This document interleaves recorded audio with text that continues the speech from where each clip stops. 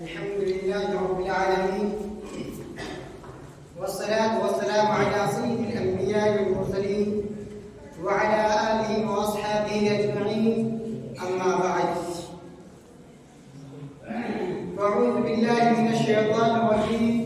بسم الله الرحمن الرحيم. وما أرسلنا من قبلك من رسول إلا نوحي إليه أنه لا إله إلا أنا فاعبدون.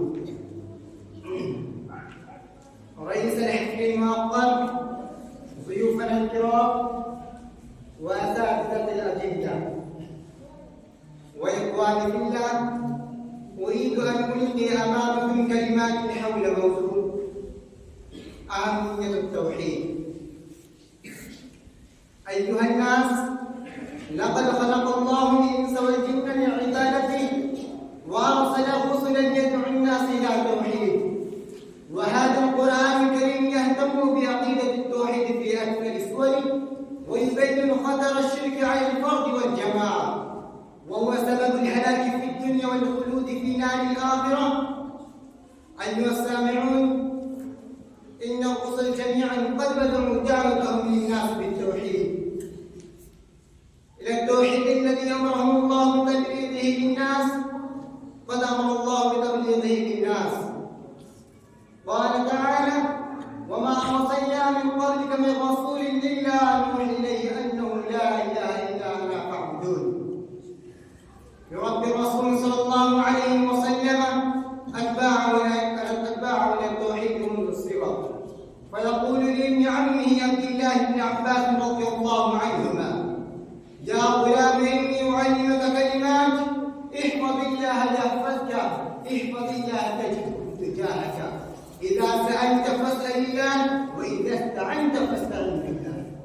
واعلم أن الأمة لم اجتمعت على أن ينفعوك بشيء لم ينفعوك إلا بشيء قد كتبه الله لك، ولم اجتمعوا على أن يضروك بشيء لم يضروك إلا بشيء قد كتبه الله عليك.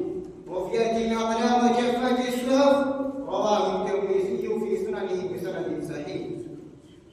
أيها الإخوة في الله، وهذا التوحيد هو حقيقة دين الإسلام الذي بني عليه، والذي لا يقبل الله من أحد سواه.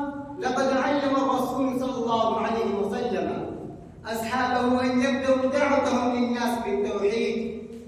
فعن ابن عباس رضي الله عنهما قال: قال رسول الله صلى الله عليه وسلم لمعاذ بن جبل رضي الله عنه حين بعثه إلى اليمن: إنك ستأتي قوما من أهل الكتاب، فإذا جئتهم فادعهم إلى أن يشهدوا أن لا إله إلا الله وأن محمدا رسول الله. أيها المستمعون الأفاضل، إن التوحيد وظيفة المسلم في حياته، فيبدأ حياته بالتوحيد وبالدعوة إلى التوحيد، لأن التوحيد يوحد المؤمنين. فنسأل الله تعالى أن يجعل التوحيد آخر كلامنا، ويوفقنا لما فيه خيرنا في الدنيا والآخرة. وصلى الله على نبينا محمد وعلى آله وأصحابه أجمعين، وآخر دعوانا أن الحمد لله رب العالمين، والسلام عليكم ورحمة الله وبركاته.